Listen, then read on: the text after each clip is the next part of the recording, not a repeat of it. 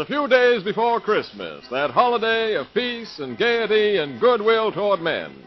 And far off at the North Pole, Santa Claus and his merry elves are busy seeing to it that his great toy factories keep up with the Christmas rush. Listen. With service bells, we have as much fun as you do yourself. We hammer and pound, the wheels go round, buzz, buzz, we're busy because we're Santa's elves. We have as much fun as you do yourself. Oh, my elves. A little less singing and a little more work. We've got to keep right on schedule, you know. Yes, Santa Claus. Yes, sir. Only a few more days, and then it... Why, what's that? Oh, look. Look, Santa Claus, out that window. Huh? Hey, isn't that a spaceship landing on the ice? Well, bless my soul, it certainly is. Huh. There are two men getting out. Here they come up the path. Wonder what they want. Come in. Hello, gentlemen. Welcome to the North Pole Toy Company. What can I do for you? I'm Dr. Grouch. This is my friend, Mr. Meany. We've always been interested in toys. Yes. Would you mind showing us around? A pleasure, gentlemen, a real pleasure. Yeah. Step this way. Now, here we have the toy train department. Listen to them. Now, what's over there in that big closet? Oh, that's where we keep our mama dolls. I'll show you. Mama. Cute, aren't they?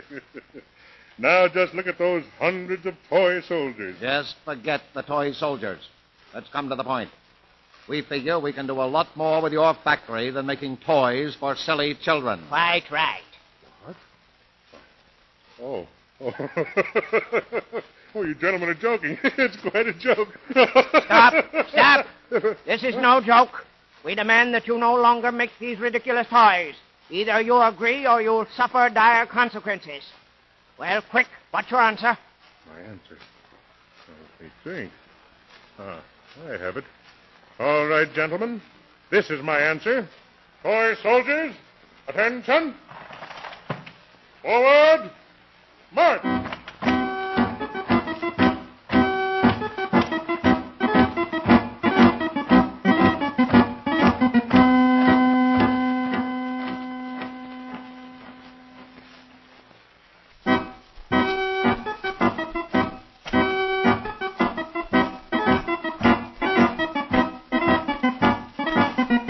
Signal from Santa Claus, troops of smartly dressed little toy soldiers come to life and spring into action. Toy guns popping, wooden bullets and shells whistling around their heads. Grouch and Meany can stand their ground for only a moment, and then... Ouch! Hey, I can't stand this. Let's get out of here. Okay, let's get out of here. But next time we'll teach you a lesson you won't forget. Meanwhile, Superman, disguised as Clark Kent, star reporter, has begun work with Lois Lane on the assignment given them by editor Perry White. We join them as they enter the toy department of the largest store in Metropolis. Well, Lois, here we are. Guess there's no better place to start for a real Christmas story. Look at those electric trains. Aren't they beauties? Come on, Mr. Reporter. We're supposed to be digging up a big feature story. You're just as bad as that ragged-looking little boy over there. Aw, poor little fella. If he looks any harder at that locomotive, his eyes will pop right out of his head. I'll bet he'd give his right arm for that train. Hello, son. Hello. Looks like you can't wait until Christmas Day, can you? Did you write Santa about all the toys you want? Nah. What good's that do? My mom and pop are too poor to get me any toys. Gee, I don't believe there is any Santa Claus. Not for us poor kids, anyway. That's where you're wrong. There is a Santa Claus. But hold on, young fella. You just gave me an idea. Well, you'd better make it a story idea. You know, that's why we're here. Well, Lois, you heard what the youngster said about poor children not having any Santa Claus. Well, right here in Metropolis, there must be thousands just like him who, when Christmas comes, have nothing at all to look forward to.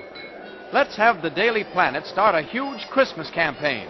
We'll get the names of all the poor boys and girls in the city and see that Santa doesn't miss any of them this year. Why, that sounds like a wonderful idea, Clark. What's your name, son? Billy. Billy Connolly. Okay, Billy. We'll make you Santa's boy representative for Metropolis. Come on. We'll take Billy along with us to see Mr. White. Come on.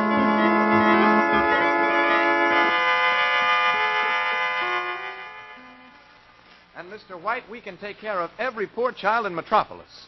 We'll help them believe that Santa isn't partial to rich boys and girls and make it a Merry Christmas for all. Kent, I think you've got something there. Go to work on it immediately. Good. And I'm sure Santa will approve of Billy as his delegate down here. We'll set up headquarters in the Planet radio room with a special shortwave radio channel direct to the North Pole. Swell. Come on, Billy. Let's go to work. Thanks, Mr. White. Okay. Now, right down this hall, Billy. Here's the radio room. Boy, this is swell. Uh-huh. That desk over there will be yours, Billy. As soon as the special microphone and receiver are set up, send Santa Claus your first report of our plans. Meanwhile, I'm going out to see the mayor and the fire and police chiefs. They'll want to help us, too. So long, Billy. See you later.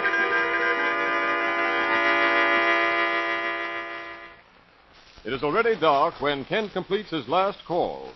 On his way back to the office, he pauses outside a magnificent apartment building. His X-ray vision pierces the thick stone walls and into the luxurious bedroom of Harold Daniels, one of the richest boys in the country, who is talking to the butler. There, I broke it. I don't want a toy train. I don't want any silly toys. But, there. Master Harold, that beautiful train was a special gift from your father. I don't care. I hate toys. Oh, very well, Master Harold. Your bed is ready. Good night, sir. So, Harold Daniels is dissatisfied with all those wonderful toys that would make so many other children happy. I think I'd better teach him a lesson as Superman. Now to see Harold. Up, up, and away! Here's the window of Harold's room. I'll slip in and pay him a visit. Up with the window. There, I'm in. I'll just walk quietly over to his bed and wake him gently. Wake up, Harold. Wake up. Go away. What? Who are you? No, leave me alone. I'll yell for help. Quiet. Don't you recognize me? I'll turn the light on. There. It's Superman. That's right. I heard you telling your butler you didn't want any toys. I just want to show you something, Harold. Come on, we'll take a little trip together. What? Oh, no, I Out don't the want window and away! Here we are, right above the tenement district. Let's go down and see what we can find. Ah.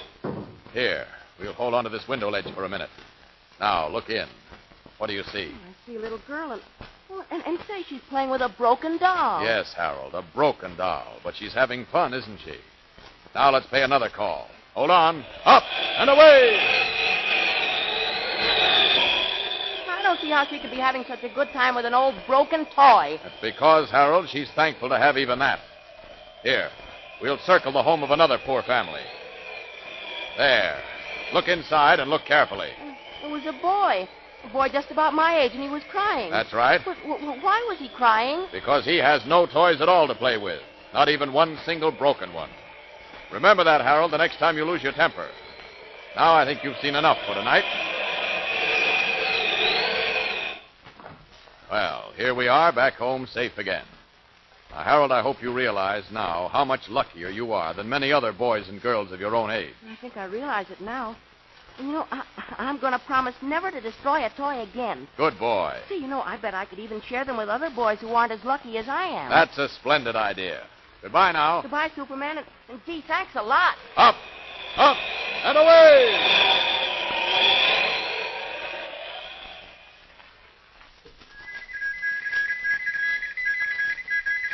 Well, Lois and Billy, it looks as though our Christmas cheer department is really shaping up.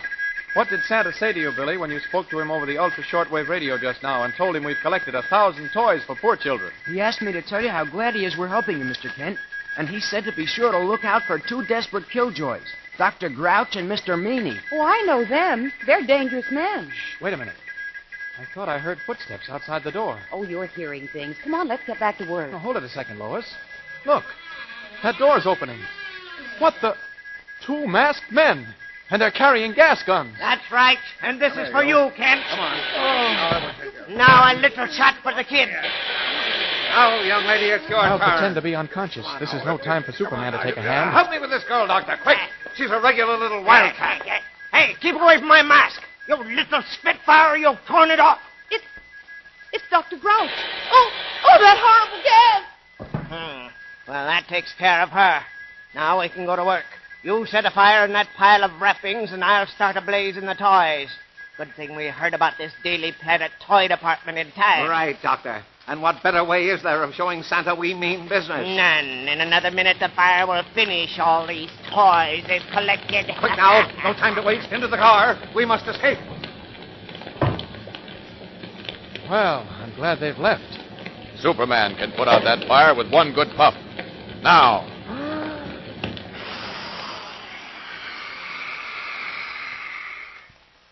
There. That does it. Oh, Billy and Lois look all right. Yes, they're coming too. Now to lie down again and resume the guise of Clark Kent. Oh, where am I? What happened? Those two men. Oh, I remember. Clark, Billy. Oh, they're still unconscious. Clark, wake up. Oh, my head. Wake up. Oh. Those thugs deliberately tried to wreck our toy drive. Lois, are you hurt? Is Billy all right? Yeah, I'm okay, Mr. Kent. Just feel a little weak. Say, who were those two men? I recognized one of them when I pulled the mask off his face. It was Dr. Grouch. What? And I think I can find him. I know where they keep their spaceship. That's probably where they're headed. Dr. Grouch, eh? Yes. Well, all right. Suppose you go there and keep watch. All right. Billy, you go to their laboratory and see what you can find. I'll stay guard here. Okay. Glad they're out of the way. This looks like it might be a job for Superman. Up with the window.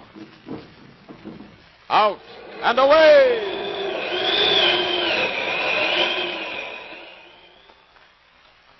Following Clark Kent's instructions, Billy hurriedly reaches the building that houses Dr. Grouch's laboratory. Quietly, he opens the back door and enters the black, dismal dwelling. Gee, it's dark in here. Wonder where those two killjoys could be now.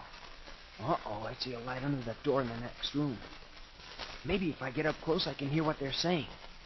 And I tell you, Meanie, I have the perfect plan to put Santa Claus out of business and ruin Christmas for every kid in the world. What is it? Why, it can't miss. This time, we will kidnap all of Santa's reindeer. Without them, he is helpless.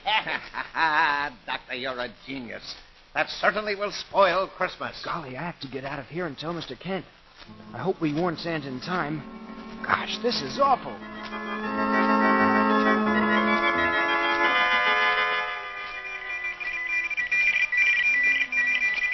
Now, Billy, are you sure you've told me everything? Yes, sir, Mr. Kent. As soon as I heard what they were going to do, I beat it right down here. Good. Report to Santa Claus by ultra-shortwave radio immediately and warn him. I'll drive over to Dr. Grouch's laboratory. In case anything new comes up, I'll hear the shortwave messages on my car radio. So long.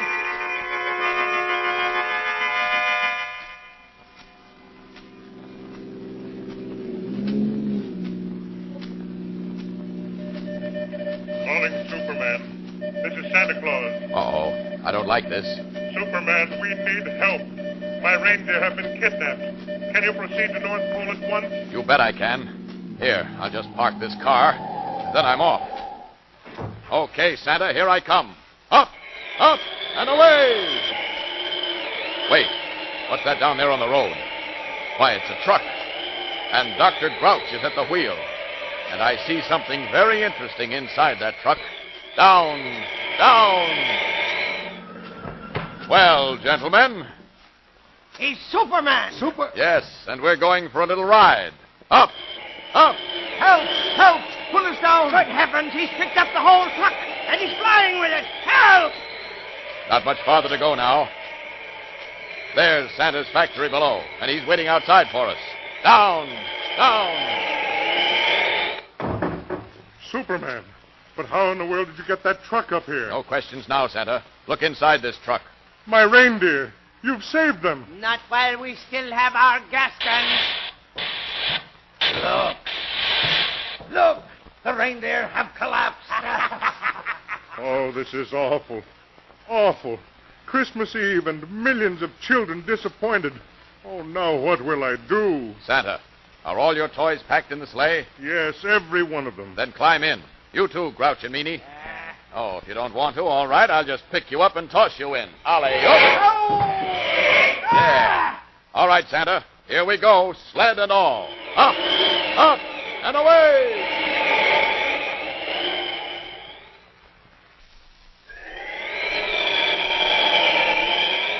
Red cloak streaming in the wind, Superman wings through the night. Over hills and valleys with almost the speed of light, he carries Santa in his toy-laden sleigh, with Grouch and Meanie huddling fearfully in one corner. And then, somewhere a church bell tolls the magic hour of midnight. It is now Christmas, and thanks to Superman, there will be toys under every tree and gifts in every stocking. Tired but happy, Santa Claus steps from his sled as Superman lands it gently on the snow-topped roof of a building. Well, I guess we visited everyone, Superman. There's just one stop I want to make before we call it a night. Billy Connolly's. I want him to meet you. And I want to meet him. But say, we've got all about our passengers. Grouch and Meanie, how are you gentlemen getting along? We'd like to apologize for everything. Yes. Watching you distribute all those toys and seeing the pleasure you both got out of it had made us feel, well... Next Christmas, we'd like to distribute some toys, too. We rather like the idea. Well, no objection to that, is there, Santa? None at all. Glad to have your help. And that reminds me, I've got a little gift for each of you. Here you are. Well, I certainly never expected this. Neither did I. Thanks, Santa. Don't mention it. I'm happy to see that both of you have reformed. We certainly have. And I'll tell you a little secret. Now that I've got some of your Christmas spirit, I feel 20 years younger. Well, we'd better go, Santa. You gentlemen can get down to the street through that door. Why, sure we can. Good night. Good night. Merry Christmas. Merry Christmas. Merry Christmas. Hold on, Santa. Christmas. Up we go. Oh, this flying almost takes my breath away. Where are we? Right over Billy's house. We'll land on the fire escape. There. We can climb in through the window. There we are. You first, Santa. Golly days, Superman and Santa. Hello, Billy. I don't suppose I have to introduce this gentleman. I should say not. I'm glad to see you, Santa Claus. And I'm more than glad to see you, Billy. Superman's been telling me about the wonderful work you've been doing. Oh, it was nothing. If we hadn't gotten a lot of toys from Harold Daniels, we never could have taken care of all the poor kids. Harold Daniels. Isn't he that little rich boy? Sure. He's in the next room going over a list of names to make sure we didn't miss anyone. I'll call him. Harold, I got a surprise. Huh? Nice boy, isn't he, Santa? Perfect. Santa Claus and Superman. He just dropped in to say hello and to wish you a Merry Christmas. It's been the merriest I've ever had because you showed me it can be more fun to give than to receive. You remember that, Harold. And now we must go. A very Merry Christmas to you. And a Happy New Year. Happy New Year to you too, Up. Superman. Merry Up. Christmas.